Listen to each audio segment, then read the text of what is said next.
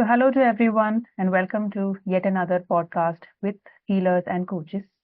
The reason we do these podcasts is to get a better understanding of healers and coaches and what they bring to us by way of healing, and what is this beautiful energy healing modalities that all of these healers and coaches bring to us for commoners to help us become much better version of ourselves. My name is Kavya. I'm a cord cutting healer. Today, I have the honor and the pleasure of welcoming Mr. Manoj Kumar Sharma.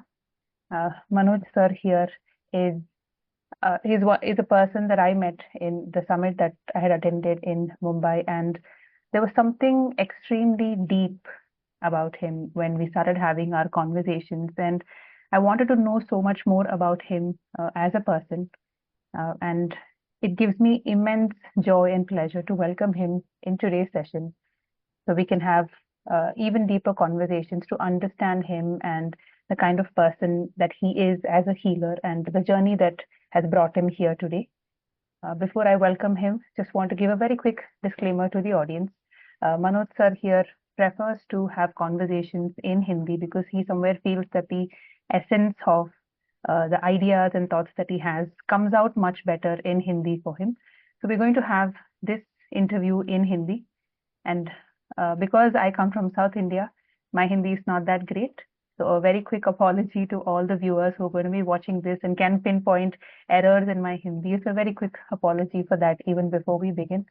So Manoj ji, welcome to our session. बहुत अच्छा लग रहा है आपको हमारे साथ ऐसा देखते हुए. So thank you so much for agreeing to do this interview with us today. Thank you. It feels wonderful to have your presence here, and हम ढेर सारी बातें करेंगे, समझेंगे आपके बारे बिल्कुल में, आपके जर्नी के बारे में, और जो भी आप हमारे लिए बोलना चाहते हो as messages, as your visions, as part of everything that has come to you in your journey. तो सबसे पहले, if you can tell us a little bit more about yourself, आपके जर्नी कैसा रहा और आप हीलिंग तक कैसे पहुंचे. You can just give us a small understanding of that. Actually जब एजुकेशन फिनिश हुआ तो उस समय लाइफ में कोई मोटिव नहीं था। बस ये लगता था कि जॉब करनी है, और उस टाइम पे गवर्नमेंट जॉब बहुत छोटी चीज लगती थी, क्योंकि पैकेजेस उनके और कॉरपोरेट्स में बहुत डिफरेंस होता था। तो कभी गवर्नमेंट सेक्टर की तरफ ध्यान नहीं दिया, बस ये था कि कॉरपोरेट में जॉब करनी है। और स्टार्टिंग जो की मैंने वो फार्मा इंडस्ट्री से की, क्योंकि ये भी मेरा मतलब एक मेरे इंटरेस्ट का सब्जेक्ट है। Human anatomy and modern medicine जो है, ये मेरे इंटरेस्ट का सब्जेक्ट है। तो स्टार्टिंग फार्मा से हुई, बट कुछ साल, 2-3 साल काम करने के बाद लगा कि यार इस सेक्टर के लिए मैं नहीं बना हूं। हम्म. तो फिर जो है फाइनेंस की तरफ मुड़ना हुआ। पहला बैंकिंग सेगमेंट में कुछ दिन काम किया, फिर उसके बाद HDFC लाइफ ज्वाइन किया। वहाँ काम करते करते 2-3 महीने में ये समझ में आया कि फाइनेंस इंडस्ट्री एक्चुअल में बहुत बड़ा प्लेस है, और अगर आपको बेटर सर्व करना है, ज़्यादा लोगों तक अपनी रीच बढ़ानी है, तो आपके पास पूरा प्रोडक्ट का बास्केट होना चाहिए। एक दो प्रोडक्ट से आपका काम नहीं चलेगा। वहाँ एक माइंडसेट शिफ्ट हुआ, और फिर एक क्लियर डायरेक्शन मिला कि एटलीस्ट लाइफ में करना क्या है। तो वहां से पूरी तरह अपने आप को फाइनेंस में शिफ्ट किया, और लगभग पिछले 18-20 साल से फाइनेंशियल सेक्टर में काम कर रहा हूँ। लगभग आप कोई भी फाइनेंशियल प्रोडक्ट की बात करोगे तो वो सारा कुछ हमारी कंपनी हैंडल करती है। अब उसमें बहुत ज़्यादा बात करने को नहीं है, क्योंकि फाइनेंशियल प्रोडक्ट्स की रेंज बहुत लंबी है। उसके बाद दूसरा आते हैं, अगर आप जर्नी की बात कर रहे हैं एनर्जी हीलिंग में, तो बहुत पहले मैं इसको एक लाइन में आपको बोलूं कि मैं अपनी जर्नी को अगर मुझे एक लाइन में डिफाइन करना हो तो मेरे पास एक वर्ड है कि आपका रिएक्टिव पर्सन से रिस्पॉन्डिंग पर्सन तक पहुंचना। right, तो बहुत जो होता है ना लूज टेम्पर आदमी, अ, आपका रिमोट हमेशा किसी दूसरे के हाथ में है। mm, जब कोई चाह रहा है वो आपके साथ माइंड गेम खेल रहा है और आप जो है बच्चों की तरह झगड़ा करने लग जा रहे हो। उस सिचुएशन से निकल के आज इस सिचुएशन में आ जाना कि आपके अंदर कितना पेशेंस है कि मेरे से झगड़ा करने की कोशिश आप करते रह जाओ। मेरे पास बहुत पेशेंस डेवलप हो चुका। अब यहाँ आने का जो मेरा था वो बहुत ही जनरली, लोग जो हीलिंग वर्ल्ड में आते हैं वो किसी न किसी के थ्रू आते हैं। कोई उनको हीलर टकराता है, इंट्रोड्यूस कराता है कहीं, फिर वो लोग कोर्सेज करते हैं। मेरे साथ कुछ ऐसा था नहीं। मेरे साथ एकदम क्लियर पिक्चर थी। अभी भी आपको जैसे लोग टकराते हैं, मैक्सिमम लोग मार्केट में वैसे ही हैं जो इन सब चीज़ों पे बिलीव नहीं करते। बोलते हैं यार कुछ नहीं है, फ्रॉड है। और मेरे अपने साथ उठने बैठने वाले बहुत सारे लोग हैं जो बोलते हैं ये पता नहीं क्या, वो आंख बंद करके हाथ हिलाते हैं और पैसा मांगते हैं, करना वरना इनको कुछ नहीं है। तो मेरा पूरा वही बिलीफ सिस्टम पूरा वही था। ये करीब अराउंड 2012 का इंसिडेंट है। उस टाइम पे मेरे साथ होता क्या था, मेरा और हेडेक का बहुत क्लोज रिलेशन हुआ करता था। मतलब वीक में 4 से 5 दिन मुझे शाम के टाइम पे हेडेक हो जाना, और वो जाता था नेक्स्ट डे मॉर्निंग में उठने के बाद। मेडिसिन कभी उसके लिए बहुत ज़्यादा प्रीफर नहीं किया, क्योंकि आपको 2 दिन 3 दिन कभी कोई प्रॉब्लम हो जाए और मेडिसिन लेना पड़ जाए, वो एक अलग चीज़ होती है। बट आपको वीक में 5 दिन अगर लेना पड़ जाए तो फिर वो डिपेंडेंसी वाली बात होती है। तो वो नहीं था, वैसे ही चलता था। सर दर्द एक शुरू हुआ, उसके बाद कुछ नहीं करना है, चुपचाप घर पे बैठे रहना है, खाना खाना है, सो जाना है, मालूम है सुबह उठेंगे तो सही होंगे। तो एक दोस्त के ऑफिस में मैं बैठा था एक बार 2012 में, और वहाँ एक पर्सन मेरे से पूछता है तुम्हारे सर में दर्द हो रहा है क्या? तो थोड़ा शॉकिंग लगा कि यार कुछ इनसे तो बातचीत भी नहीं है, और अ, इन्होंने डायरेक्टली ये पूछा कि सर में दर्द हो रहा है। मैं बोला हाँ हो रहा है। बोले 5 मिनट आंख बंद करके बैठ जाओ। ये क्या बेहुदापना है, क्या बेवकूफ़ी है आपकी? सर दर्द हो रहा है तो आंख बंद करके बैठ जाओ। बोले यार एक बात बताओ, मेडिसिन के बारे में जानते हो? हमने कहा हाँ। बोले अभी एक टैबलेट लोगे तो उसको काम करने में कितना टाइम लगेगा? मैंने कहा मिनिमम 45 मिनट। क्योंकि मेडिसिन की पूरी फार्माकोलॉजी जो है वो आपके पूरे डाइजेस्टिव सिस्टम से होते हुए जाना, और तब बोले यार 45 मिनट में तुमको दवा काम करेगी, अगर 5 मिनट हम आंख बंद करने को बोल रहे हैं तो क्या दिक्कत है?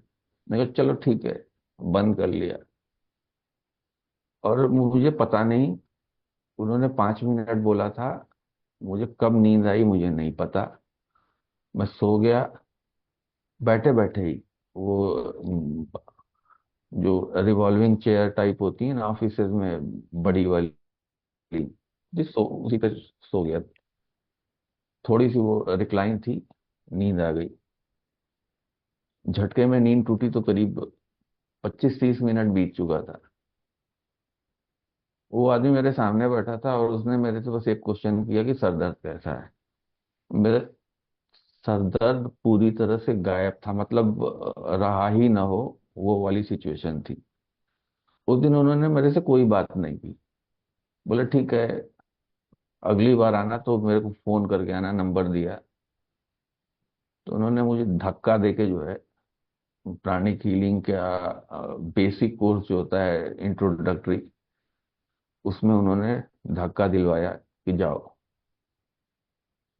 गए, सीखा तो जो एक उनका बेसिक कोर कॉन्सेप्ट होता है वो सीखने के बाद मन नहीं भरा, वो लगा कि यार इससे तो कुछ नहीं होना है, क्योंकि उनका जो जनरल प्रोसेस था उसमें एक आदमी की हीलिंग के लिए आपको अराउंड 50-60 मिनट चाहिए थे, वो भी इफेक्टिव नहीं होंगी। हम्म। सिर्फ कुछ काम कर सकते हैं,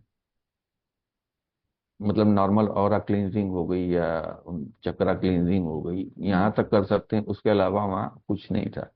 तो जो इंस्ट्रक्टर थे उनसे बात हुई, मैंने कहा सर ये तो मतलब मेरे प्रैक्टिस भी नहीं होगी मेरे से, क्योंकि इतना टाइम मैं नहीं दे सकता कि मेरे घर में ही जो है, उस टाइम छोटा बेटा नहीं था तो 5 लोग हम लोग थे, मैं 5 लोग हैं घर में, 5 घंटे मैं हीलिंग करूंगा तो काम कब करूंगा। उन्होंने बोला कि अभी तो तुम्हें एंट्री मिली है, अब एक काम करो, आगे एडवांस करो तो तुमको डिफरेंस समझ में आएगा। और वो उनका सजेशन था कि आप अ, एक कोर्स मत करो, आप एडवांस साइकोथेरेपी और क्रिस्टल हीलिंग तीनों एक साथ ले लो और कंटिन्यूएशन में आप अपना कंप्लीट कर लो। तो इनके सारे वर्कशॉप ऑफलाइन होते थे और एवरेज जो टाइम इनका 2-2 दिन का होता है, 2 डेज वर्कशॉप होता है। छठा दिन बीतते बीतते लगा कि कुछ एम्पावर हो गया, अंदर से कुछ एम्पावरमेंट मिला, पूरा कॉन्सेप्ट चेंज हो गया। वहां से जो है रियल इंटरेस्ट जो मेरा पैदा हुआ एनर्जी वर्ल्ड में आने के लिए, वो एक्चुअल में प्राणिक हीलिंग के 4 कोर्सेज करने के बाद, 4 कोर्सेज तक मैंने जबरदस्ती किया है। पहला किसी के कहने पे किया और अगला 3 सिर्फ ये समझने के लिए किया कि यार कुछ है भी या बस यूं ही बकवास है। तो 4 वर्कशॉप अटेंड करने के बाद मेरा पर्सनल इंटरेस्ट इसमें आया आगे, और फिर जितने पॉसिबल कोर्सेज थे इनके वो सारे कंप्लीट किए। बाद में फिर बाई चांस एक एड के थ्रू अमृता मैम का 5 डेज बूट कैंप अटेंड किया, और वो बूट कैंप के थ्रू रेकी ग्रैंड मास्टर तक पूरा निकालना, आकाशिक रीडिंग, टैरो भी चल रहा है। ओके। और अभी एटलीस्ट इतना अभी बोलने लायक नहीं है, अभी कम से कम 15 to 20 लिस्ट में, अभी मेरे बकेट लिस्ट में और चीजें हैं जो अभी सीखनी है। तो जर्नी मेरी एंडलेस है, जब तक ब्रेन और शरीर काम कर रहा है तब तक सीखना है सिर्फ।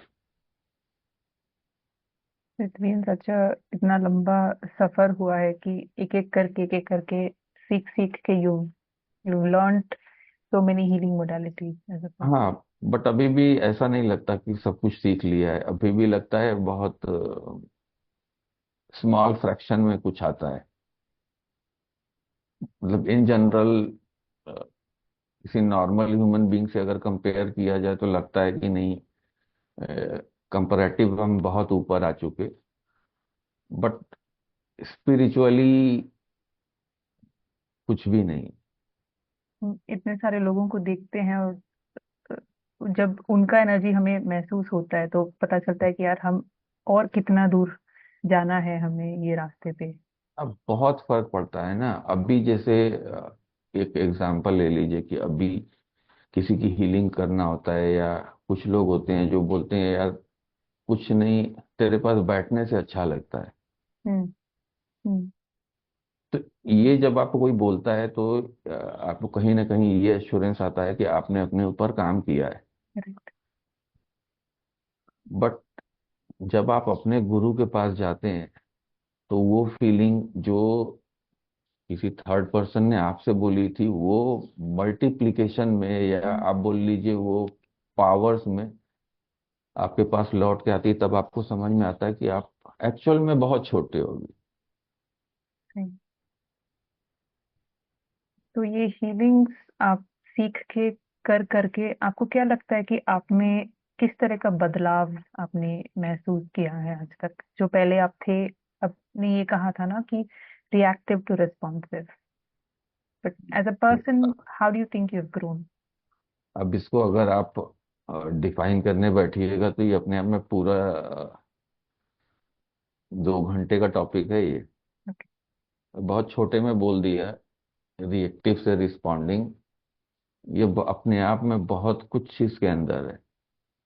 ओके।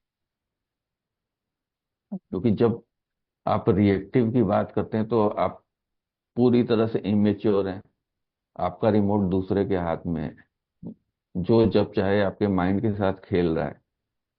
और जब आप रिस्पॉन्ड करना सीख गए तो आपने क्या क्या चीजें सीख ली। आपने एंगर कंट्रोल करना सीख लिया, या बोल लीजिए एंगर मैनेजमेंट आपने सीख लिया, स्ट्रेस मैनेजमेंट सीख लिया। ये दो चीज सीखने में बहुत लोगों को बहुत लंबा टाइम लगता है, मैंने तो फिर भी कम टाइम में सीख लिया। और ये डे बाय डे ग्रो कर रहा है, ये पीछे नहीं आ रहा है। राइट। राइट। तो आपने ये कहा कि आपने प्राणिक हीलिंग सीखा है, हम्म। तो ये प्राणिक हीलिंग होती क्या है, और इसमें हमारा ऑरा या चक्रास ये सब क्या है? देखिए, बेसिक। बहुत सिंपल सी बात है। अ, इसको इंग्लिश में थोड़ा सा हम लोगों ने हर चीज का प्रोनाउंसिएशन एक्चुअल में बिगाड़ दिया है। प्राणा बोलते हैं, बट एक्चुअल में संस्कृत में वो प्राण वर्ड ही यूज होता है। उस ये संस्कृत से निकला हुआ शब्द है जो आप प्राणा बोलते हैं। इसी को चाइनीज में ची बोलते हैं, हम्म। जापानीज में की बोलते हैं। उसी की से आपका रेकी निकलता है। हम्म।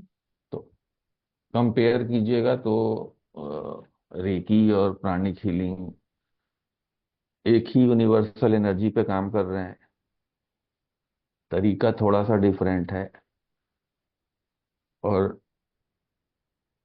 रेकी में ऑरा या चक्रास के बारे में उतना डिस्क्रिप्शन नहीं है उनके कोर्सेज में जो प्राणिक हीलिंग में है। मतलब प्राणिक हीलिंग में एक पूरी सेपरेट बुक है, चक्रास एंड इट्स फंक्शन। और अ, मतलब आपके पास कुछ और जानने को बचेगा नहीं उसके बाद, पर्टिकुलर उस सब्जेक्ट के लिए। और ऑरास पे भी उनका फोकस जो है वो थोड़ा सा ज्यादा डीप है। हम्म। रेकी में जब आप बात करते हैं ऑरा की, तो आप सिंपल एक एनर्जी बॉडी की बात करते हैं। प्राणिक हीलिंग में जब आप एनर्जी बॉडी की बात करते हैं तो वहां पे उसको स्टेप वाइज उन्होंने डिफाइन किया हुआ है। जैसे सबसे पहले हम बोलते हैं फिजिकल बॉडी जो आप देख रहे हैं, इसके ऊपर बोलते हैं एस्ट्रल बॉडी, या सॉरी एस्ट्रल बॉडी बोल रहा हूँ, एनर्जी बॉडी जिसको आप ऑरा बोलते हैं। उसके बाद तीसरा लेयर वो बोलते हैं ये एस्ट्रल बॉडी या इमोशनल बॉडी। फिर लास्ट लेयर होता है मेंटल बॉडी। तो उनका जो कॉन्सेप्ट है वो इस पे काम करता है कि आपका मेंटल पूरा बैलेंस जो है वो आपकी मेंटल बॉडी पे डिपेंड करता है, उसके स्ट्रक्चर और उसकी क्लैरिटी पे। इमोशनल बॉडी पे। और नॉर्मल ऑरा आपकी अपनी एनर्जी बॉडी को डिफाइन करता है। प्राणिक हीलिंग एक्चुअल में यही प्राण से निकला हुआ वर्ड है। और यहाँ पूरा कॉन्सेप्ट उनका इसी पे चलता है कि आपकी बॉडी के पास खुद में पावर है अपने आप को हील करने की। तो बेस क्या है कि कोई भी डिजीज होती क्यों है। तो कोई भी डिजीज जब होती है आपको, तो सबसे पहले आपकी एनर्जी बॉडी में चेंजेस आने शुरू होते हैं। हम्म। आपका ऑरा क्लीन नहीं होगा, आपके चक्रास ब्लॉक होंगे। तो बेसिक उनका कोर कॉन्सेप्ट क्या है कि आप चक्रास बैलेंस कर दो, ऑरा क्लींजिंग कर दो, डिजीज अपने आप आपका शरीर छोड़ देगी। क्योंकि उसका अब ये अलाइनमेंट डिपेंड, नहीं है, it's not aligning with your energy अभी। नहीं सिर्फ अलाइनमेंट से मतलब नहीं है, वहां पे वो उसको अ, वो पता नहीं किस टाइप का वो कैमरा होता है जिससे वो उसकी पिक्चर्स खींचते हैं। ये स्पेशली साइकोलॉजी में बहुत यूज होता है उस डिवाइस का। तो वो मेडिकली प्रूवन है कि जब आप बीमार होते हो तो आपका ऑरा नॉर्मल ऑरा की तरह नहीं दिखता है, वो डिस्टर्ब होता है। ओके। अलाइनमेंट की जब आप बात करेंगे तो अलाइनमेंट चक्रास का होता है। अगर चक्रास का अलाइनमेंट सही नहीं है तो जो एक यूनिवर्सल एनर्जी आपकी फ्लो करती है क्राउन से लेकर रूट तक और फिर वापस ऊपर उठती है, उसको अगर एक पाथवे नहीं मिल रहा है तो वो वहां पे जो है इस बात का इशू आता है। इन जनरल जब आप बात करेंगे तो सबसे पहली चीज उसका ऑरा डिस्टर्ब होता है। तो प्राणिक हीलिंग में ऑरा क्लींजिंग पे सबसे ज्यादा फोकस किया जाता है। और इसी कारण मेरे अंदर भी आदत पड़ी हुई कि किसी को रेकी भी देते हैं तो लास्ट में, ये पूरे ग्रैंड मास्टर लेवल तक कहीं नहीं सिखाया गया है। हर जगह जो है वो सिर्फ चक्रास की ही बात हुई है। लेकिन मेरे से जितने लोगों ने आज तक हीलिंग ली हुई हो उनको मालूम है कि लास्ट में क्लोज करते समय मुझे ऑरा पे एनर्जी देनी है एक बार, क्योंकि वो माइंडसेट उधर से बना हुआ है। तो आप एक तरीके से मान सकते हैं कि कहीं ना कहीं दोनों को मिक्स मैं कर देता हूँ। और अपने आप में प्राणिक हीलिंग वो बहुत वास्ट सब्जेक्ट है, उसमें अगर बात करने लगेगा तो उसमें बहुत सारी चीजें हैं। जैसे रेकी में आप नॉर्मल वाइट लाइट ही यूज करते हैं, वहां पे वाइट लाइट के अलावा फिर आगे बढ़ते हैं जब, तो वाइट लाइट एक्चुअल में कॉम्बिनेशन किसका होता है, जो 7 कलर्स का कॉम्बिनेशन बन के वाइट बनता है, उसको कैसे यूज करना है हीलिंग के लिए, ये एडवांस में आ जाता है। उसके बाद आपका प्राणिक साइकोथेरेपी पूरी पूरी जो है वो मेंटल इश्यूज के लिए ही है, मेंटल केसेस के लिए हैं। और उसके बहुत सारे जो है रेफरेंस मौजूद हैं जो आप कहीं पे भी देख सकते हैं कि इवन साइकियाट्रिक लोगों ने तक उसका यूज किया हुआ है और उसका इम्पैक्ट पड़ता है। ओके। फिर क्रिस्टल हीलिंग है। क्रिस्टल हीलिंग में वो सिंपल कॉन्सेप्ट है कि जो एनर्जी आप हाथ से फ्लो कर रहे हो उसकी लिमिट है। अगर उस एनर्जी फ्लो करने के लिए आप क्रिस्टल यूज करते हो तो ज्यादा स्ट्रांग आप हीलिंग दे सकते हो। ये उनका हीलिंग वाला ब्रांचेस हैं। उसके बाद उनकी एक स्पिरिचुअल अपलिफ्टमेंट की अलग पूरी चलती है। तो प्राणिक हीलिंग अपने आप में मतलब वो एक कंप्लीट पैकेज है जो आपको स्पिरिचुअल अपलिफ्टमेंट भी देता है, साथ में आपको हीलिंग एबिलिटी भी देता है। ओके। ओके। तो आपने प्राणिक हीलिंग के बारे में बात किया, रेकी के बारे में बोला, और क्रिस्टल हीलिंग उसके बारे में भी बोला, लेकिन इसमें हम्म। साइकिक सर्जरी और इसके बाद आकाशिक, ये दोनों हम्म। इसमें कैसे जुड़ते हैं, या ये? इसमें नहीं जुड़ते हैं, ओके। इसमें नहीं जुड़ते हैं। आकाशिक पूरा एक सेपरेट इशू है, ठीक है। सेपरेट के वो कोर्स है। जी। साइकिक सर्जरी जो आपने बोला, साइकिक सर्जरी ये रेकी ग्रैंड मास्टर लेवल पे इंक्लूड होता है। ओके। मतलब स्टार्टिंग जो L1 L2 है, इवन L3 है, वहां तक जो है मास्टर लेवल तक जो है आपका साइकिक सर्जरी नहीं है। Psychic surgery grand master level पे आके इन्वॉल्व है। ओके। और अ, बहुत वो क्रोनिक केसेस के लिए, मतलब इन जनरल आप साइकिक सर्जरी किसी को सजेस्ट नहीं की जाती है। किसी का बहुत पुराना केस है जो बरसों से नहीं ठीक हो रहा है, हम्म, जैसे बहुत टाइम से, हाँ, अनरिजॉल्व टाइप पड़ा है, उसके लिए यूज होती है। क्योंकि बतौर हीलर मुझे मालूम है कि साइकिक सर्जरी करने के बाद बॉडी जो एग्जॉस्ट फील करती है ना, वो नॉर्मल हीलिंग में कभी नहीं करती। अच्छा। कहीं ऐसा नहीं है कि कोई आपसे हार्ड वर्क करा रहा है या आप बहुत मेहनत से काम कर रहे हो, दौड़ भाग रहे हो, बट वो थोड़ी देर के प्रोसेस में जैसे लगता है कि किसी ने आपको पूरा पूरा जो है निचोड़ दिया हो। एग्जॉस्ट पूरी बॉडी लगती है, रिकवर होने में कुछ टाइम लगता है। तो बट बहुत इफेक्टिव मेथड है किसी भी क्रोनिक इशू को सॉल्व करने के लिए। अगर इशू बहुत लंबे समय से अनरिजॉल्व है या आपको लगता है नॉर्मल हीलिंग से ये नहीं जा सकता। जैसे कि जैसे बहुत लोग होता है कि आपको लोअर बैक पेन है, पिछले 15 साल से 20 साल से वो नहीं जा रहा है, अच्छा। और बहुत सारी चीजों का मेडिकल साइंस में आपको आपके एक्सपेक्टेशन के हिसाब से जवाब नहीं मिलता।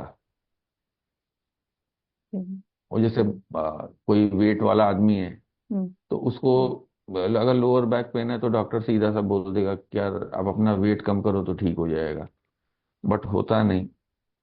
या किसी ऐसे शहर में रह रहा है जहाँ रोड कंडीशन अच्छी नहीं है, वहाँ वो बोल देंगे आप ड्राइव मत करो। तो वो प्रैक्टिकली इम्पॉसिबल चीजें होती हैं।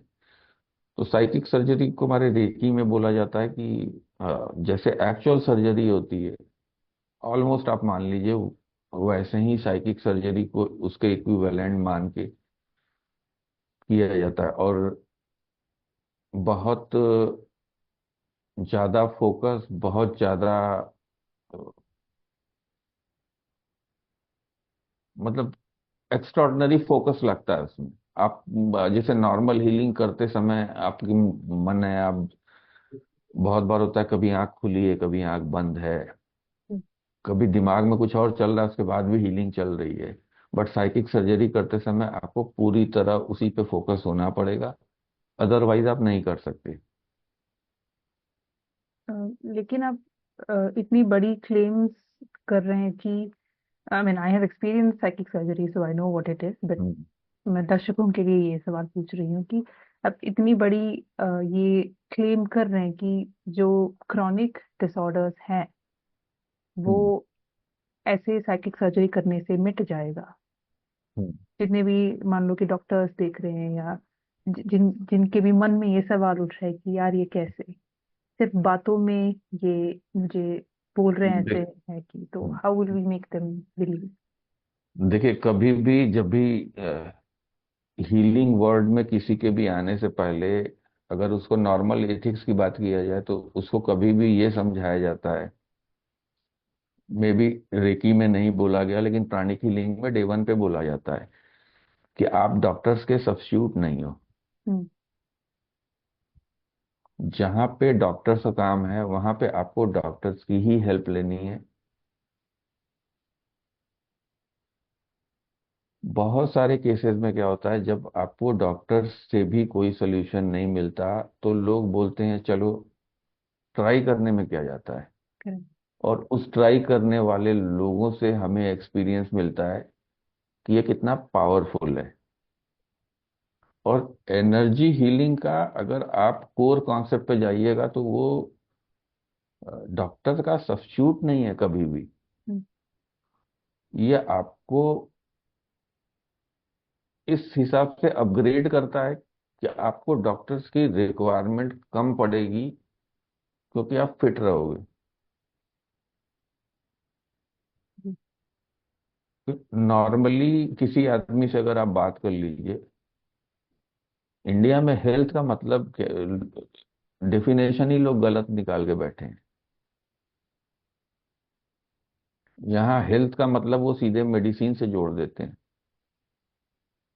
क्योंकि हेल्थ का मतलब मेडिसिन से है ही नहीं। हेल्थ का मतलब आप कैसे हेल्दी रहोगे, आपको क्या इन्वायरमेंट चाहिए, किस माहौल में आपको रहना है, आपको कैसे रहना है, कि आप हेल्दी रह पाओ।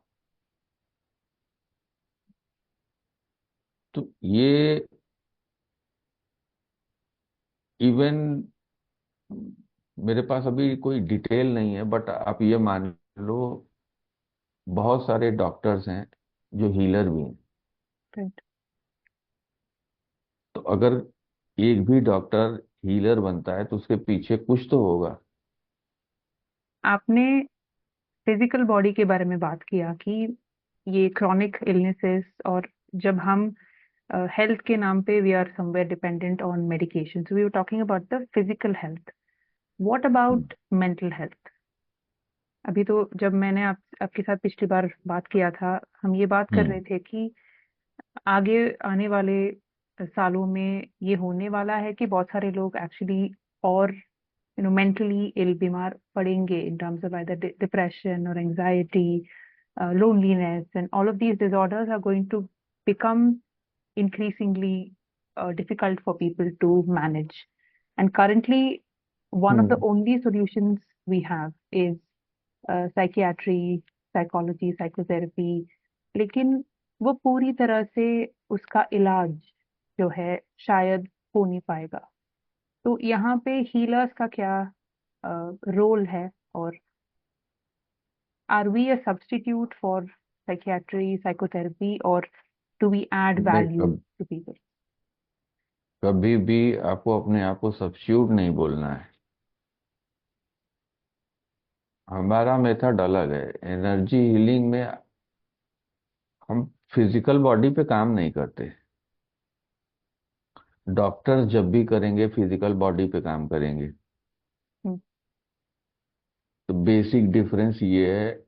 और एक आपको छोटा सा डेटा मैं बताऊं, क्योंकि ये डेटा हर साल नहीं निकलता है। तो लास्ट ये डेटा निकला है 2021 में, Okay. कोविड सेकेंड वेव के बाद। इस डेटा में है क्या, 18% डिप्रेशन और एंजाइटी के पेशेंट यूजुअल जो होते थे उससे बढ़ गए 18%, सिर्फ कोविड के बाद। हम्म। लगभग 14% आज की डेट में ग्लोबल पॉपुलेशन वो किसी न किसी टाइप के मेंटल डिसऑर्डर, मेंटल इशू का शिकार है। हम्म। इसको आपको कहीं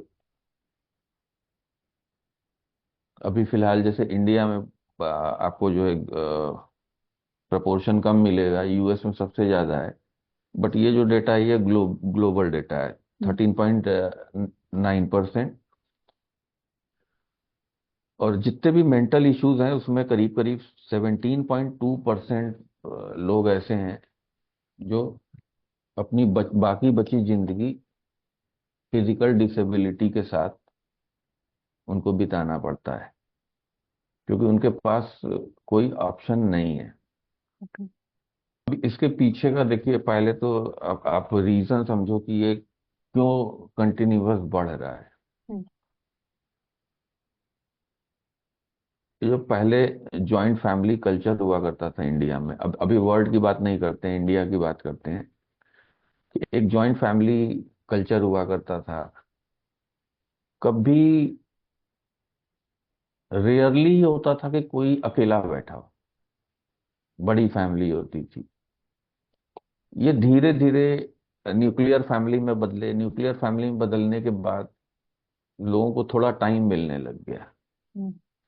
अभी अगर आज की डेट में आप मेट्रो सिटीज में आ जाओ, मैं तो जैसे बनारस बैठा हूँ, तो अभी फिलहाल कंपैरेटिवली आप लोगों से बहुत बेटर है मेट्रोज के हिसाब से।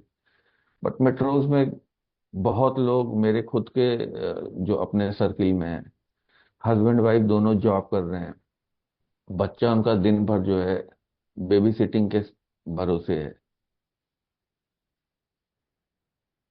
उसके बाद एक पॉइंट और निकलता है कि पहले हम लोगों की फ्रेंड सर्किल हुआ करती थी, बड़ी सी होती थी, दोस्तों के बीच में टाइम बीतता था। आज हमारा टाइम बीत कहाँ रहा है? या तो उन लोगों के साथ जिनसे मेरा कोई मतलब नहीं है, या इंटरनेट पे फालतू टाइम किल कर रहे हैं वो सोशल मीडिया के थ्रू। जितना ज्यादा डिपेंडेंसी बढ़ती जाएगी इन सब चीजों पे, और जितना ज्यादा आप अपने रियल रूट से हटो। हटते जा रहे हो, वैसे वैसे ये प्रॉब्लम बढ़ती जा रही है। और इसमें सुधार आने का कोई स्कोप अभी तो फिलहाल नहीं दिखता। और जैसे जैसे एआई और रोबोटिक्स का रोल बढ़ेगा, वैसे वैसे मेंटल इश्यूज बढ़ने ही हैं। ये जो मुझे जो रीजन दिखाई देता है वो मैं बोल रहा हूँ। अब इसके बाद हैंडल कैसे करेंगे? तो हैंडल करने के लिए बहुत सिंपल है। बट ये पहले ही आपको बता दूं कि ये मेडिसिन की तरह नहीं काम करेगा कि आपको एंजाइटी है, आपको डॉक्टर ने एक एंटी डिप्रेसेंट लिख के दिया, आपने खाया और 15-20 मिनट बाद आपकी एंजाइटी तो चली गई। अब आगे क्या हुआ ये मुझे नहीं बात करनी है। कभी भी किसी भी टाइप के जो है डिस्प्यूट में और झंझट में नहीं फंसना है। आगे क्या हुआ, अगर आपने कभी भी एंटी डिप्रेसेंट लिया होगा तो आपको पता होगा, मैंने खुद लिया हुआ है तो मुझे भी मालूम है। तो क्विक रिलीफ तो देता है, बट लॉन्गर ड्यूरेशन में उसके मॉडर्न मेडिसिन के साथ जो सबसे बड़ा ड्रॉबैक है वो यही है कि आप कोई भी मेडिसिन जो ले रहे हैं वो आपको, ठीक है, क्विक रिलीफ तो दे रहा है, बट साथ में कोई ना कोई साइड इफेक्ट देके जा रहा है। और अगर लॉन्ग ड्यूरेशन मेडिकेशन चल रहा है तो उस साइड इफेक्ट कहाँ तक जा सकता है उस पर बात नहीं करेंगे। जी। जब आप हीलिंग के थ्रू साइकोथेरेपी या इस टाइप के ट्रीटमेंट पे आते हैं तो ये टाइम टेकिंग होगा, हम्म। आपको टाइम लगेगा। डे वन से आपको इम्पैक्ट नहीं दिखेगा। एक फील करने लायक, दिखने लायक इम्पैक्ट आने में मे बी 6-7 दिन, कभी कभी 10 दिन भी लग सकता है। लेकिन वो मेडिसिन के कंपैरेटिवली थोड़ा सा आपको स्टेबल दिखाई पड़ेगा। हम्म। रीजन, हम आपके रूट कॉज पे काम कर रहे हैं। जैसे एक अब आपने जो एग्जांपल लिया हम इसी को लेते हैं, डिप्रेशन। डिप्रेशन है क्या? डिप्रेशन सिंपली आपकी बॉडी ने हैप्पी हार्मोन्स बनाना बंद कर दिया। ठीक। वो 3-4 कैटेगरी जो होती है, एंडोर्फिन, ऑक्सीटोसिन, सेरोटोनिन और डोपामिन। एक और होता है डोपामिन। ठीक। अब आपके सामने अगर मेडिकल साइंस में आएंगे तो आपको कोई ऐसी टैबलेट दी जा सकती है जो जबरदस्ती आपके ग्लैंड से इन हार्मोन्स को रिलीज करवाए। या हीलिंग में आपके पास प्रोसेस है कि आप उसको, बॉडी को वापस उस ढंग से तैयार करो कि वो फिर से हार्मोन्स रिलीज करना शुरू कर दे। इसमें बहुत डिटेल बात नहीं करेंगे, आपको बस खाली एक हिंट कर रहा हूं मैं। आपकी थर्ड आई के पीछे की तरफ एक ग्लैंड होता है, पीनियल ग्लैंड बोलते हैं। अकेला सिर्फ वो ग्लैंड रिस्पॉन्सिबल है इन सब चीजों का। तो अगर आपने उसको हैंडल करना सीख लिया, आपकी 70% से ज्यादा प्रॉब्लम खत्म। हम्म। और उसके बाद जैसे अलग अलग चक्रास हैं तो उनके अपने, सबके अपने अपने फीचर्स हैं। जैसे अगर कोई, अब आपने डिप्रेशन लिया है तो हम डिप्रेशन को ही एक इशू मान के चलते हैं, क्योंकि ऐसे तो मेंटल इश्यूज बहुत बहुत ज्यादा है। होते हैं। तो कोई अगर डिप्रेस्ड है तो हम हीलिंग वर्ल्ड में उसको सीधे से बोलेंगे कि इसका जो है रूट चक्र जो है ब्लॉक है, या बहुत लो एनर्जी है, काम नहीं कर रहा है। क्योंकि अगर रूट चक्रा ओपेंड है और ठीक से काम कर रहा है, ऐसे आदमी को कभी डिप्रेशन नहीं हो सकता। रीजन, रूट चक्र को रिस्पॉन्सिबल माना जाता है आपकी सर्वाइवल इंस्टिंक्ट के लिए। और जब आदमी डिप्रेशन में जाता है तो उसकी सर्वाइवल इंस्टिंक्ट बहुत कमजोर पड़ चुकी होती है। उसको एक तरीके से आप बोल सकते हैं कि लाइफ जीने का कोई मोह नहीं बचता है। तो यहाँ अपने को मालूम है कि अपने को क्या करना है, सिर्फ उसको अनब्लॉक और एक्टिवेट। टारगेट एक्टिव कराना है। तो ये एक एग्जांपल था रूट चक्रा का। ऐसे ही हर चक्रास के अपने अलग अलग फंक्शंस होते हैं। तो जब जिसको इस तरीके की रिक्वायरमेंट है, वो क्लैरिटी कॉल का कॉन्सेप्ट ही यही है कि आप जब पूरी प्रॉब्लम क्लियर होगी तो आपके दिमाग में पिक्चर क्लियर हो जाएगी है कि इनके साथ करना क्या है। तो इसको अगर आप मेरी लैंग्वेज में पूछिएगा तो मेरे हिसाब से मेंटल इश्यूज का बेटर ट्रीटमेंट जो है वो हीलिंग के थ्रू है। स्टेबल है। और सबसे बड़ी चीज कि ये, अगर कुछ चीजें आपने सिखा दी पेशेंट को और उसको वो अपनी प्रैक्टिस में ले आए, तो उसको दोबारा कभी जरूरत नहीं पड़ेगी। Right, right. तो जैसे हम डिप्रेशन की बात कर रहे हैं, मुझे पता है जब मैं एंटी डिप्रेसेंट्स लेती थी और जो मैं हम्म। महसूस करती थी कि वो dip in the mood and then sudden spike and then again that dip sudden spike, और वो हमेशा वो एक दवाई पे डिपेंडेंट होना, वो कैसा महसूस होता है। आई know what it feels like, and hmm. I know what healing feels like. जितना नेचुरल लगता है जब आप हीलिंग के दौरान अपने आप को ठीक करते आ रहे हो, and it's so hmm. Primal. जैसे कि जब आप हीलिंग लेते हो आपको समझ लगता है कि ये मेरे लिए सही है, या बॉडी क्या महसूस करता है।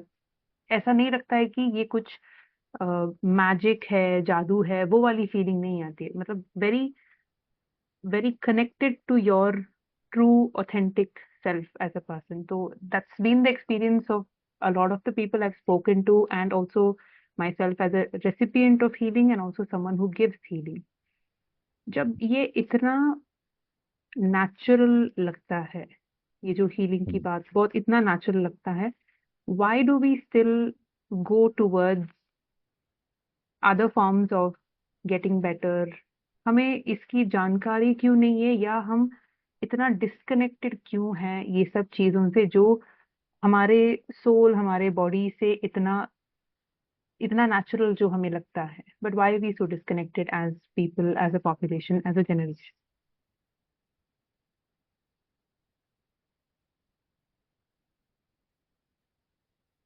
बच्चों को अच्छी चीज हमेशा सिखानी पड़ती है, गलत चीज अपने आप सीखते हैं।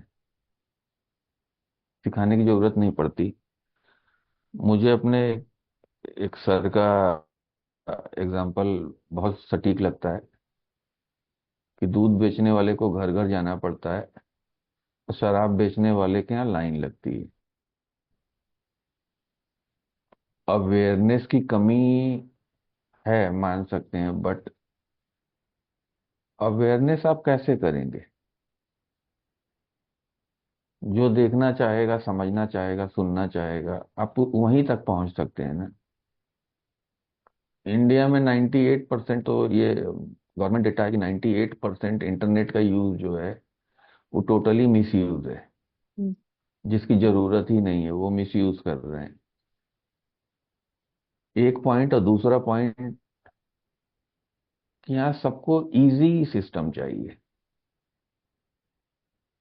आपको प्रॉब्लम हुई, आपको नहीं वो, मुझे डेली का नहीं चाहिए कि डेली अर्ली मॉर्निंग उठिए, मेडिटेशन करिए, कुछ छोटी मोटी एक्सरसाइज करिए। प्रॉब्लम हुई, 2 टैबलेट खा लिया, काम खत्म। तो जब आप हीलिंग में इंटरेस्ट दिखाते हैं तो आपका ऑलरेडी एक माइंडसेट शिफ्ट हो चुका रहता है। आपको मालूम होता है कि ये अपने को कंफर्ट जोन से बाहर निकलना पड़ेगा। Right. इसीलिए अवेयरनेस की कमी है। अदरवाइज आज की डेट में आप मुझे बताइए ऐसा क्या है जो गूगल पे अवेलेबल नहीं है। आप एक पॉइंट दो वर्ड लिख के छोड़ दीजिए, एआई ने वो हालत कर दी है कि वो आपको जो चाहिए वो सामने है। Right. तो ये तो हमारे आपके ऊपर डिपेंड करता है कि हमें जानना क्या है, अपना पर्सनल इंटरेस्ट कहाँ है। अपना पर्सनल इंटरेस्ट गलत डायरेक्शन में जा चुका है तो वो सही तरफ देखेगा भी नहीं। यही रीजन है। और बाकी हमारे आप जैसे बहुत सारे लोग हैं जो अपने एंड से तो कोशिश कर ही रहे हैं कि अवेयरनेस क्रिएट करते रहें। जी।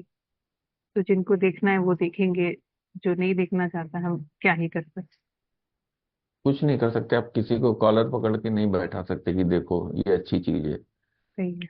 वो अपना विजडम है जिसका जो जो देखना चाहे। वैसे भी हमें तो यही नाम मिलता है कि कुछ ये तो या तो स्कैमिंग है या कुछ हम्म। जादू के नाम पे कुछ भेज रहे हैं, अकल्ट है। हम्म। वैसे भी वही नाम दिया जा रहा है। इसमें आप किसी को बोलोगे कि नहीं ट्राई तो कर लो, अच्छी बात है, it will end up seeming like you trying to convince someone of something that they don't want. नहीं, अभी तक तो मेरे साथ कोई एक्सपीरियंस ऐसा नहीं हुआ कि किसी को बोला हो कि आओ हीलिंग ले लो। अभी तक कोई भी जो टच में आया है उसको कुछ प्रॉब्लम थी तभी आया है। राइट। ऐसे बोलने पे आज की डेट में भी कोई, यहाँ ट्रस्ट इशू बहुत ज्यादा है। राइट। और वो जो बहुत पहले एक दूरदर्शन पे ऐड आता था ना मेलोडी का, हम्म। तो हीलिंग के साथ वही कॉन्सेप्ट है, मेलोडी खाओ खुद जान जाओ। जब तक वो खाएगा नहीं तब तक उसको नहीं मालूम कि मेलोडी क्या है। तो सेम चीज हीलिंग के साथ है, जब तक आप एक बार एक्सपीरियंस नहीं करोगे आपको नहीं समझ में आएगा। राइट। दूसरे को दूसरे को क्यों जज करें, जब मेरे साथ खुद पहली बार ऐसा हुआ तो जैसे लगा कि किसी ने जादू कर दिया, कि अरे एकदम से सर दर्द गायब। तो वो एक एक्सपीरियंस था जिसने जो है सोचने का तरीका बदल दिया। राइट।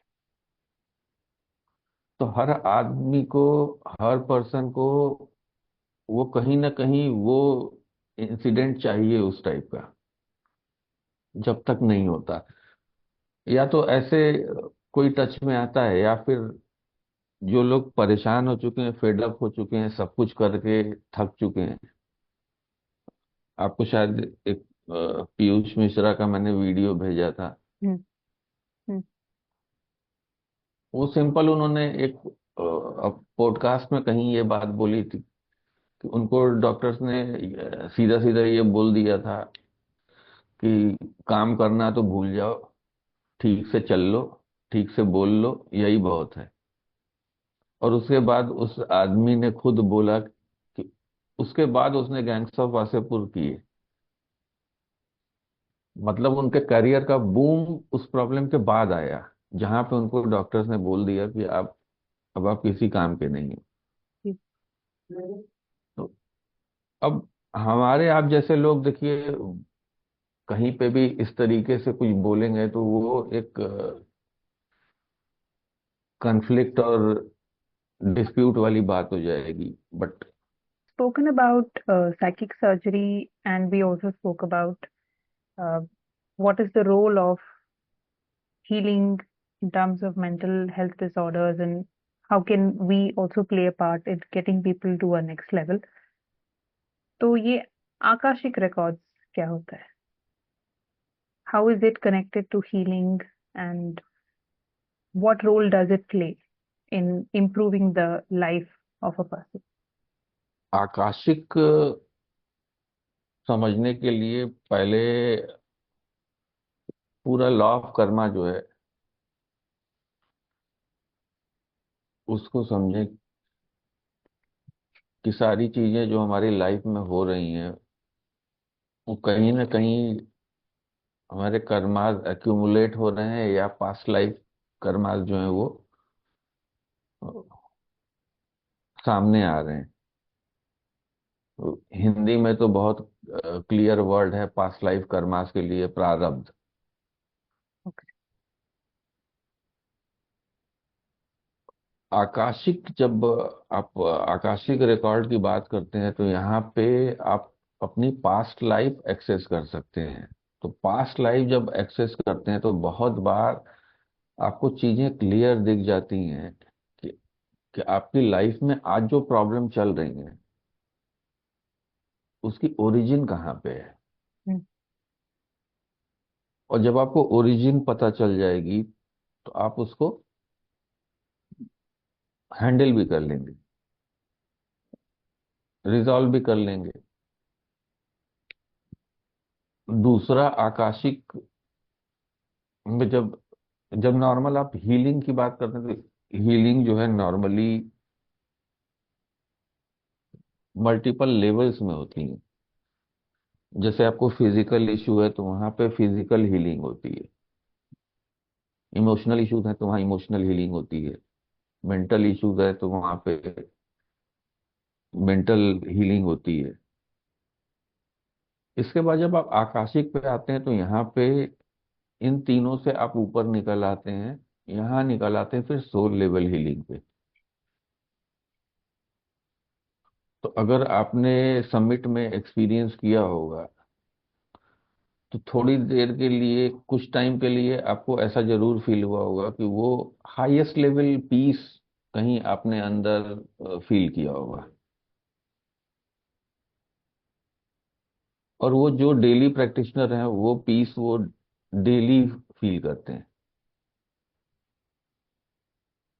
तो आकाशिक एक प्रोसेस है जहां आप पास्ट लाइफ एक्सेस करते हैं और पास्ट लाइफ एक्सेस करने के दौरान आपको समझ में आता है कि आज की डेट में आपके सामने जो प्रॉब्लम चल रही है प्रेजेंट में, उसका कनेक्ट कहाँ से निकल रहा है। और जब वो कनेक्ट आप फाइंड आउट कर लेते हैं तो उसका सोल्यूशन मिलेगा आपको। क्योंकि अभी तो ये है कि जनरली लोग बोल देते हैं पुराने जन्म में कुछ किया होगा। जो right. थोड़ी रिफाइन बोलने वाले हैं वो बोलते हैं प्रारब्ध में लिखा था तो होना ही था। तो ये एक्सट्रीम लेवल है हीलिंग का। हीलिंग में जो फिजिकल लेवल हो गया, उसके बाद आपका मेंटल लेवल, ये इमोशनल लेवल हो गया, मेंटल लेवल हो गया, यहाँ पे सोल लेवल होता है। अब सोल के आगे तो कुछ बचता नहीं, न स्पिरिचुअलिटी में न इस दुनिया में। आकाशिक दूसरा प्लस पॉइंट ये है कि एक एक तो आप अपनी पास्ट लाइफ एक्सेस कर पा रहे हो। दूसरा, आप किसी की भी पास्ट लाइफ एक्सेस कर सकते हो उसका कंसेंट लेके। जी। क्योंकि एनर्जी वर्ल्ड में क्लियरली एक कॉन्सेप्ट है कि बिना किसी के कंसेंट के आप कुछ भी ना करें, वो अनएथिकल होता है। इवन किसी को आप बिना इच्छा के उसके हीलिंग भी दे रहे हैं तो वो भी अनएथिकल है। हम्म, किसी का ऑरा चक्रा स्कैन कर रहे हैं वो भी अनएथिकल है। तो पास्ट लाइफ तो बहुत बड़ा अनएथिकल हो गया। ओके। आकाशिक बेसिकली जो है यही है आपका। ओके। मतलब अमृता मैम की लैंग्वेज में बोला जाए तो वो बोलती है biggest daddy of healing. We've spoken about Akashic records. Now, the next leg of what we are going to be discussing would be, you see a lot of problems in the world. बहुत सारी चीजें हैं जो ठीक नहीं चल रहा है, मान लीजिए। तो उनमें से आपको हम्म सबसे ज्यादा इम्पैक्ट कौन से प्रॉब्लम्स करते हैं, और आपको क्या लगता है कि इसमें आपका रोल क्या है कि आप इसमें you work towards getting these problems sorted in whatever form, whatever level that you can. So what bothers you the most and how do you think you contribute to making it better? बहुत typical question है ये। आप problem जो दिखती हैं वो तो बताना बहुत आसान है, बट Hmm. उसका सल्यूशन अपने पास उस ढंग से नहीं है। Hmm. जैसे एक डॉक्टर की लैंग्वेज आपको बता रहा हूँ। मॉडर्न मेडिकल साइंस में वो सारी प्रॉब्लम्स को दो पार्ट में डिवाइड कर देते हैं, डिजीज और डिसऑर्डर। Hmm. तो डिजीज मतलब किसी भी टाइप का बैक्टीरियल, फंगल, वायरल इन्फेक्शन हो गया, और डिसऑर्डर मतलब आपका कोई भी टाइप का फिजिकल चेंज। Hmm. अब फिजिकल चेंज किसी भी टाइप का हो गया जिसके कारण कोई एबनॉर्मलिटी हो रही है, तो वो डिसऑर्डर की कैटेगरी में है। उसका प्रिवेंशन है, ट्रीटमेंट नहीं है। एग्जाम्पल, आपका कैंसर है, अस्थमा है, high blood pressure, cardiac trouble जितने भी हैं,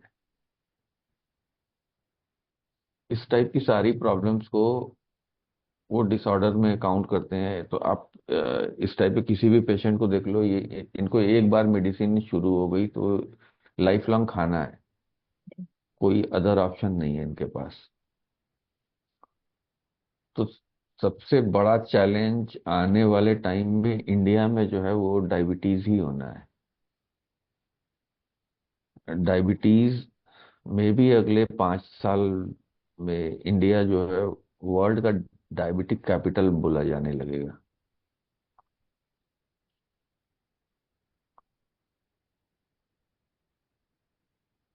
हम लोगों के पास सॉल्यूशन के नाम पे यही है कि अब जिनको हो गया उनको तो आप रिवर्स नहीं कर सकते, बट अपने हाथ में ये जरूर है कि जो आगे की जनरेशन है, इनको अगर सही लाइफस्टाइल में लाया जाए तो ये प्रॉब्लम उनको होगी नहीं, क्योंकि डायबिटीज जो है वो सीधा सीधा लाइफस्टाइल डिजीज है।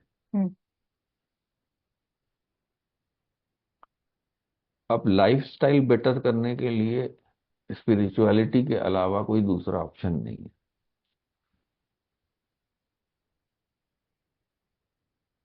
अब इसको कहाँ तक पेनिट्रेट किया जा सकता है, कहाँ तक अवेयरनेस फैलाई जा सकती है, उस पर डिपेंड करता है। तो सोल्यूशन,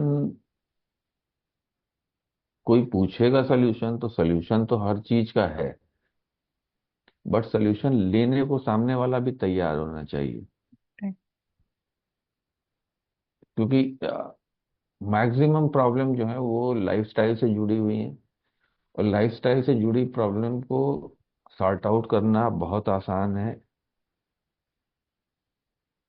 इवन अगर सही तरीके से आदमी जी रहा है तो उसको वो प्रॉब्लम होगी ही नहीं, क्योंकि ये सारे बहुत सारे मिथ सोसाइटी में फैले हुए हैं कि शुगर कंजम्पशन से आपको डायबिटीज हो गया। नहीं लेना देना है, पता नहीं क्यों बोलते हैं शुगर कंजम्पशन। आपके पैंक्रियाज ने इंसुलिन का प्रोडक्शन कम कर दिया है। आपका पैंक्रियाज पर्याप्त मात्रा में इंसुलिन सिक्रीशन नहीं कर पा रहा है, तो आप डायबिटिक हो रहे हो। Right. तो अब आपका आपका ग्लैंड सही से काम नहीं कर रहा है, उसके पीछे भी आपका, अगर एनर्जी वर्ल्ड में आइएगा तो जैसे चक्रास, हर चक्रास किसी न किसी इमोशन के लिए रिस्पॉन्सिबल है, वैसे ही किसी न किसी ऑर्गन के लिए भी रिस्पॉन्सिबल है। तो आपको मालूम है कि कहाँ से, चलिए ठीक है, कुछ प्रॉब्लम है जिनको हम लोग रिवर्स नहीं कर सकते, बट बेटरमेंट तो कर सकते हैं। Right. जैसे सपोज कीजिए कोई 100 mg एक टैबलेट पे चल रहा है, तो उसको हीलिंग करके 50 mg तक पे भी ले आए तो अपने लिए तो अचीवमेंट है। करेक्ट। तो ये सारी चीजें हैं जो हम आप कर सकते हैं। जरा एक दो आखिरी सवाल है। अम, आप हमने ये diseases and lifestyle related issues and the fact that we are isolated as societies, we hmm. don't have care for our children, or I mean we're not available in terms of time for our children, so we spoke about this as some of the things that are bothering our society currently.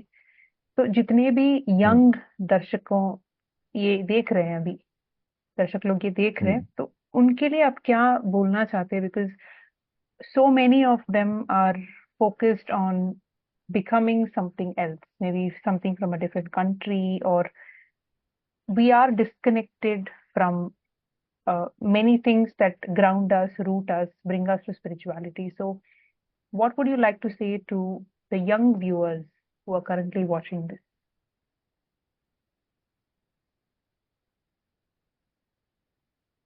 देखिए, young हो, old age हो, toddler से ऊपर होने चाहिए, बस एक ही condition है।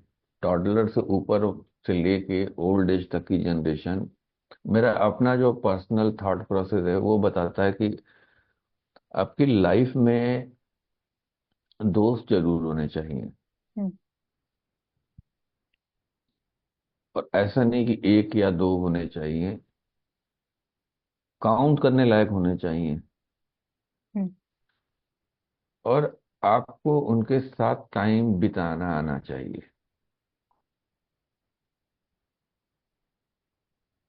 सिर्फ इतना कर लेने से ना,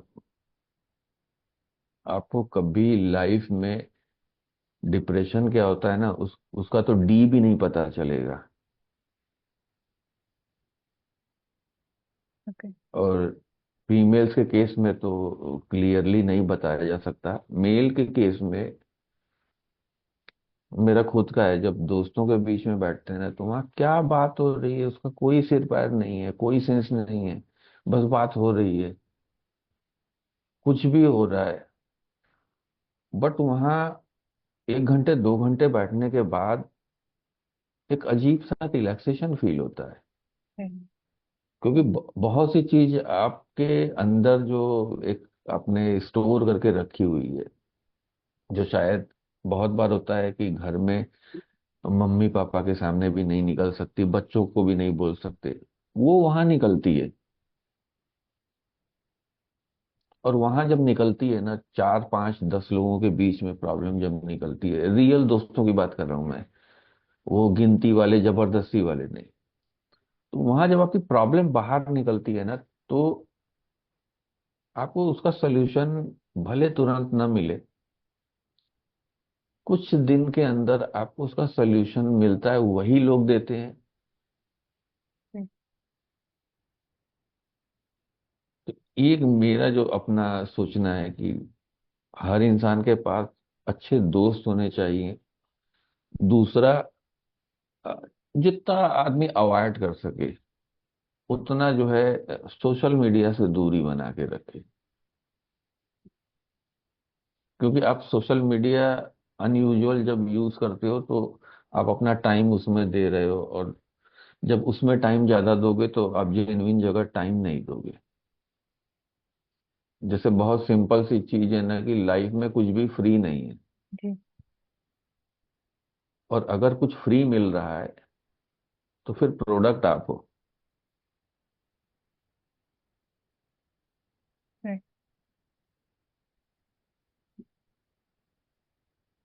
अब यंग जनरेशन को थोड़ा सा देखते हैं, प्रॉब्लम होती है उनको ओल्ड एज लोगों के साथ बैठने में। Hmm. मुझे लगता है मेरी जनरेशन जो है वो लास्ट है, जो टॉडलर से लेके और कब्र में पैर लटके तक लोगों के साथ इवनली बैठते हैं, कोई प्रॉब्लम नहीं होती है। बच्चों की भी सुन लेते हैं, बड़ों की भी सुन लेते हैं। तो ये 2 3 चीजें बहुत जरूरी हैं। जब इतना आप कर लेंगे तब उसके बाद बात आती है कि आप सही लाइफस्टाइल में कैसे आइए, हीलिंग पे कैसे आइए। क्योंकि जब जब तक आप अपने क्लोज लोगों से ही कनेक्ट नहीं बना पाएंगे तो वहां कनेक्ट कहाँ से बनेगा। Very true. क्योंकि ये जो, जैसे हम लोग जनरल जब बात करते हैं कि किसी का इंट्यूशन बहुत स्ट्रांग है किसी का कम है, बहुत नॉर्मल सी चीज है। जिसका दिमाग जितना शांत है उसका इंट्यूशन उतना स्ट्रांग होगा। अगर इंट्यूशन स्ट्रांग नहीं है तो मान लीजिए दिमाग में बहुत कुछ चल रहा है, अब वो दिखेगा तो नहीं बट चल बहुत कुछ रहा है। क्योंकि वो जो साउंड तो होता नहीं है, वो तो फ्रीक्वेंसी ही है। वो जब एकदम वो जो माइंड में जब मल्टीपल थाउजेंड्स के प्रपोर्शन में थॉट्स चल रहे हैं तो वो फ्रीक्वेंसी आप तक कभी नहीं पहुंचती है। जब तक उसको सेटल डाउन नहीं करिएगा तब तक नहीं पहुंचेगी। तो उसके लिए जो कनेक्ट चाहिए वो भी वही है। जब तक पहला कनेक्ट तो आपको अपने क्लोज सर्किल जो होते हैं उनसे करना सीखना होगा। बिना उसको किए आगे नहीं बढ़ सकते। स्टेप वाइज ही आपको ऊपर उठना है, स्टेप वाइज ही आगे बढ़ेंगे।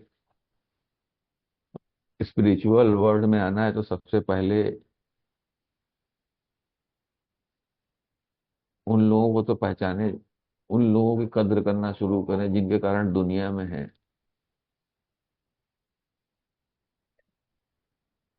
अभी अभी की तो जनरेशन माँ बाप को फॉर ग्रांटेड ही ले रही है मोस्टली जगह। सबको नहीं बोल सकते, मतलब मेरे खुद के बच्चे ऐसे नहीं हैं बट बहुत केसेस दिखते हैं ऐसे। तो जब उनको यही नहीं मालूम कि यहाँ से ही कनेक्ट नहीं है तो ऊपर कैसे बनेगा।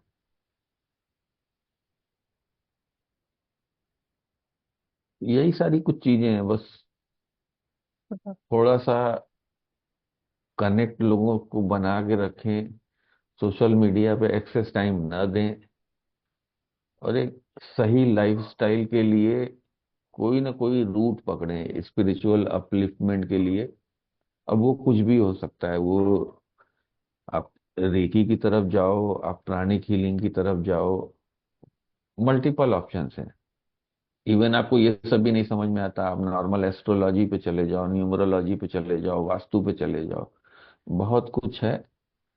और हीलिंग वर्ल्ड ऐसा है जहाँ मेरा अपना मानना है कि यहाँ कभी एआई और रोबोटिक्स नहीं आ पाएगा। बाकी तो कोई सेक्टर बचना नहीं है। और सबसे ज्यादा एआई और रोबोटिक्स से नुकसान जो होना है वो प्रोफेशनल्स को ही होना है। हम्म। डॉक्टर्स और लॉयर्स जो हैं वो टॉप में हैं। हीलर्स को मुझे नहीं लगता कि एआई और रोबोटिक्स कुछ टच भी कर पाएंगे, क्योंकि ये नॉर्मल ब्रेन वर्क नहीं है। राइट। जिनके पास सोल है वो ही ये कर सकते हैं। सही। Prime requirement soul. तो जब तक हम एआई के अंदर सोल डालना ना सीखते हैं तब तक हम सीख। पॉसिबल नहीं, पॉसिबल नहीं है। एआई में आप सोल डाल दोगे तो फिर तो आप महादेव हो गए। राइट। वो पॉसिबल नहीं है।